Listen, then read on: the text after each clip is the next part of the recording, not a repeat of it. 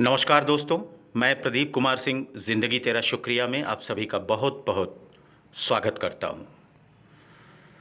दोस्तों, क्या हम सभी किसी के आश्रित हैं? किसी के भरोसे हमारी ज़िंदगी गुजर रही है? या हमारे अंदर कोई ऐसी भावना तो नहीं है जिससे कि हम ये सोचें कि जो कुछ हैं वो सब कुछ हम ही हैं? दोस्तों, इसी विषय पर, इसी सोच पर आज एक कहानी चुनी है मैंने, जिसका शीर्षक है मैं ही सब कुछ हूं। एक गाय घास चरने के लिए एक जंगल में चली गई। शाम ढलने के करीब थी।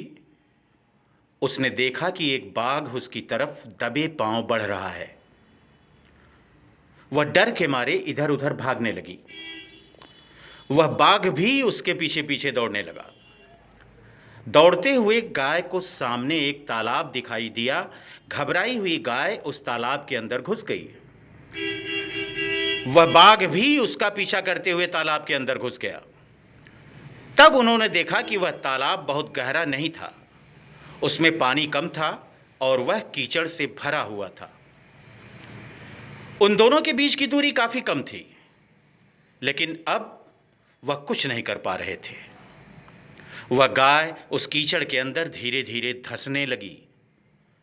वो बाघ भी उसके पास होते हुए भी उसे पकड़ नहीं सका। वह भी धीरे धीरे कीचड़ के अंदर धंसने लगा। दोनों ही करीब करीब गले तक उस कीचड़ के अंदर फंस गए। दोनों हिल भी नहीं पा रहे थे। गाय के करीब होने के बावजूद वह बाघ उसे पकड़ नहीं पा रहा था। थोड़ी देर बाद गाय ने उस बाघ से पूछा, क्या तुम्हारा कोई गुरु या मालिक है? बाघ ने गुर्राते हुए कहा, मैं तो जंगल का राजा हूं, मेरा कोई मालिक नहीं, मैं खुद ही जंगल का मालिक हूं। गाय ने कहा, लेकिन तुम्हारी उस शक्ति का यहां पर क्या उपयोग है? उस बाघ ने कहा, तुम भी तो फंस गई हो और मरने के करीब हो। तुम्हारी भी तो हालत मेरी जैसी ही है। गाय ने मुस्कुराते हुए कहा, बिल्कुल नहीं। मेरा मालिक जब शाम को घर आएगा और मुझे वहां पर नहीं पाएगा तो वह ढूंढते हुए यहां जरूर आएगा और मुझे इस कीचड़ से निकालकर अपने घर ले जाएगा। तुम्हें कौन ले जाएगा? और थोड़ी ही देर में सच में ही एक व्यक्ति वहां पर आया और गाय को कीचड़ से निकालकर अपने घर ले गया। जाते समय गाय और उसका मालिक दोनों एक दूसरे की तरफ कृतज्ञतापूर्वक देख रहे थे।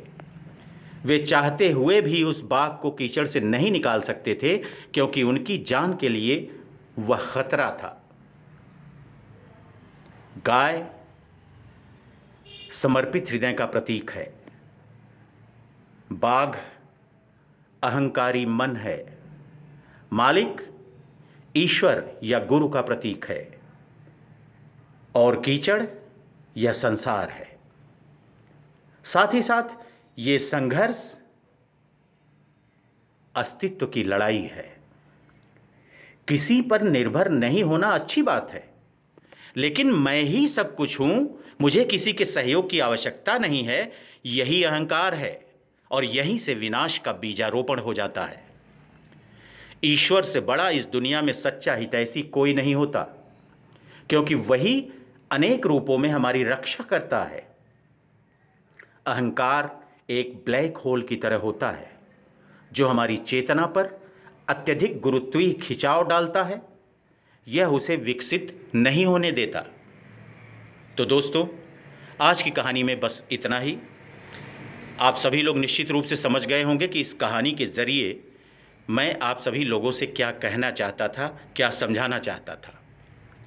और यदि आपको यह कहानी अच्छी लगी हो तो प्लीज़ आप सभी मेरे इस प्यारे से चैनल ज़िंदगी तेरा शुक्रिया 7 को लाइक करना, सब्सक्राइब करना और शेयर करना मत भूलिएगा। आप सभी अपना ढेर सारा प्यार और आशीर्वाद मुझ पर और मेरे इस प्यारे से चैनल पर सदैव बनाए रखिएगा। फिर मुलाकात होगी शीघ्र ही किसी अच्छी सी प्यारी सी कहानी के साथ। मैं हिम्मत नहीं हार रहा हूँ।